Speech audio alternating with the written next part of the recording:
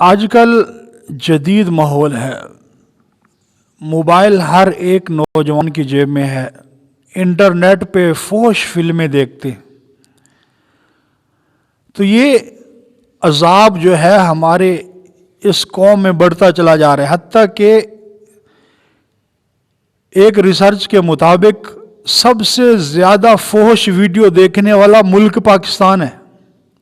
سب سے زیادہ جہاں پہ گندی ویڈیو دیکھی جاتی ہیں وہ پاکستان ملک اول نمبر پر ہے۔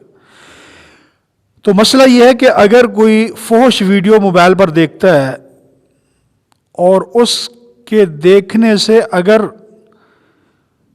نفس سے کوئی مزی کوئی منی خارج ہو گئی، پانی نکل آیا، تو کیا اس صورت میں اس پر غسل واجب ہے یا نہیں؟ تو یہ بہت امپورٹنٹ اور اہم مسئلہ ہے، نوجوانوں کو اکثر اس میں تشویش ہے، اکثر سوچتے ہیں کہ اس پر غسل ہوتا ہے۔ یا تو خوب سمجھ لو کہ غسل اس وقت فرض ہوتا ہے کہ جب آپ کا مادہ منویہ شہوت سے باہر نکلے، چاہے وہ نیند کی حالت میں ہے یا بیداری کی حالت میں ہے۔